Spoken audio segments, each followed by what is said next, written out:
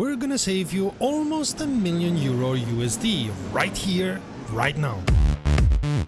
Greetings petrolheads and welcome to RomRom.net, the channel sharing the joy of sim racing and to its a mod world where we test different mods for different sims to see if they add to our enjoyment. My name is Serta and I will be your host for this video. Long before the quality of Jaguar cars went so deeply down that the joke was that you always had to buy two because one of them would always be at the mechanics, Jaguar released what surely is their most iconic car ever. The E Type Jaguar, a car even Enzo Ferrari called the most beautiful car ever made. Based on that concept, Eagle has been producing the handmade Eagle Speedster, which neither does nor does it want to hide its provenance. Eagle themselves state the Speedster is what the Jaguar E Type might have become. Before we test the Eagle E Type mod, remember that if you want to be informed about new videos, click subscribe and also click on the bell and become part of the ever-growing RomRom family.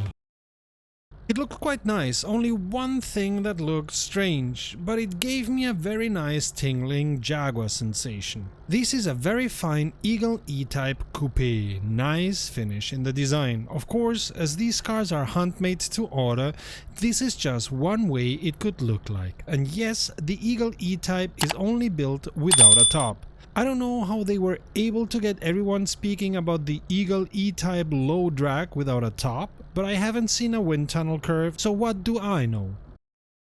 It drives quite realistic, which leads to about the same troubles the E-Type gave you. Although, if you remember the Eagle does not have assisted steering, then it's far too easy to move around. The steering is hard, but not as hard as in an unassisted car. Also, be careful with throttle and brake, and especially downshifting. This car has very short gears and you should not downshift too soon. In fact, I had to change my behavior with regards to downshifting completely and had to learn to downshift very late or the car would start oversteering. Much later than I normally do actually. The same happened with throttling and upshifting. You'll have to upshift quite fast from first to fourth gear because of the short gearing, and the brakes have to be handled almost as sensible and fine-tuned as the ones from the Fiat Tipo Competizione. The car is as stable as you can expect from a car of this type, and I could save almost all oversteers it went into. And at the beginning, because of my wrong shifting behavior, I went into oversteer a lot. Still, be careful with the sausages, they disrupt this car strongly, even unrealistically so. A thing especially the AI suffered from. Racing is fun, even more so with the specific difficulties in driving I talked about. Again, it reminded me very strongly of the Jaguar E-Type in its handling. The AI is for the most part well programmed and well behaved, but it hasn't learned to avoid the sausages. The sound, at least according to Content Manager, is the sound of Kuno's 1954 Maserati 250F, but it fits and sounds similar to what you can hear on videos of this car. But let's be clear, this is not the Eagle E-Type sound.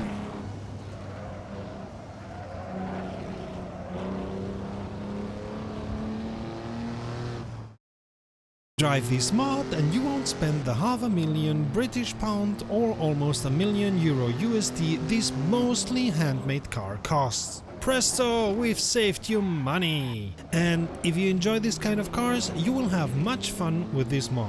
It's by no means a car for beginners, as the handling can be overwhelming, but if you are on a more advanced level and like the rough handling of a car where the wrinkles have not been smoothed out electronically or otherwise, you'll enjoy this car, especially if you're able to domesticate it. We, on the other hand, are indomitable, as proven by our videos, so check the playlist to the left or the video to the right. Until the next time, save fuel, collect pickup, and we'll see each other on the podium. Visit RomRom.net to connect to fellow sim racers and sim racing fans.